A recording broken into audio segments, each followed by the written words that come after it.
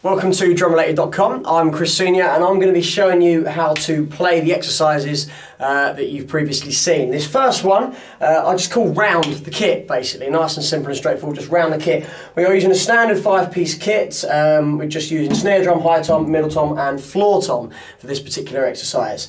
The exercise in total lasts 5 bars. And it starts on the snare and it just simply keeps moving round the kit, but it doesn't move in even numbers, if you like. It moves around the kit so that the idea is you can get it slightly faster than if you just went in twos.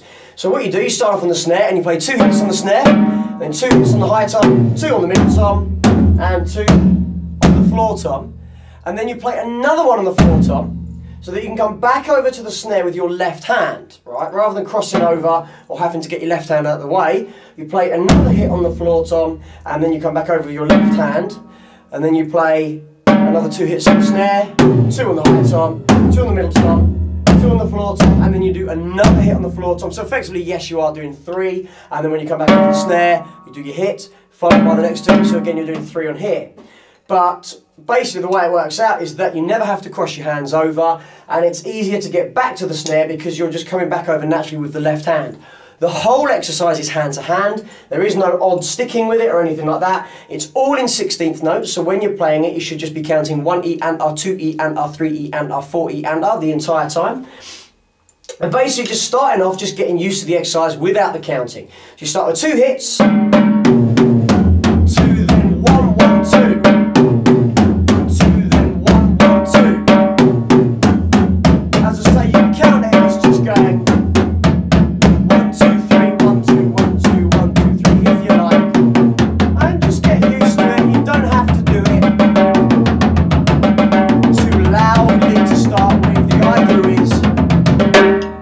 Flowing around the kit nice and smoothly. That's the idea of all my exercises.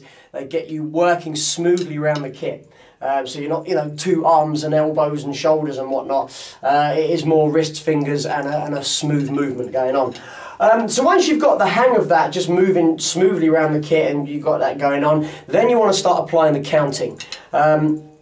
As I say, just applying a 16th note count, 1E and a 2E and a 3E and a 4E and is how I count. However you count is fine.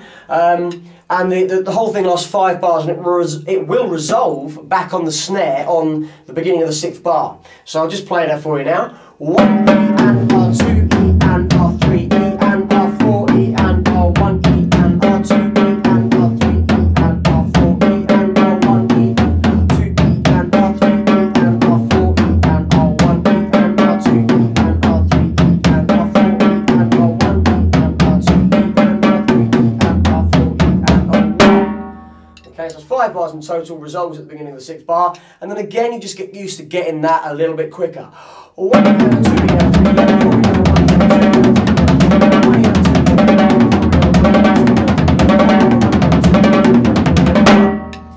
2. Okay, and then once you got that, obviously it's time to put it to a click. Now I'm just going to use my hi-hat for the click in this circumstance.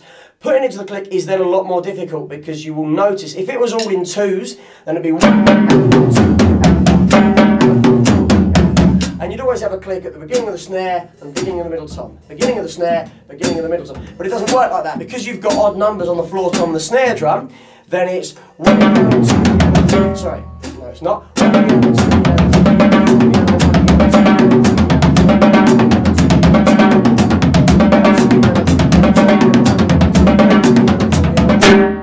like that. Obviously you can use your left foot as a click if you like, you can use your right foot on the bass drum as a click, or you can actually use a click or metronome, whatever you want to call it. So that's how you do the exercise, and obviously just getting it a bit faster and a bit faster and a bit faster. The idea is not that you're using your arms and your shoulders too much, but that you are using wrists and fingers, and you're simply moving smoothly around the kit as if you're just stirring a big pot. And you're not exerting too much effort or energy when you're doing this. The idea is that you want to keep it minimalistic in the way of movement from the top half of the body, but obviously getting good bit of power from the wrists and the fingers. So have a bit of fun with that exercise, and hopefully you'll watch the rest of my exercises.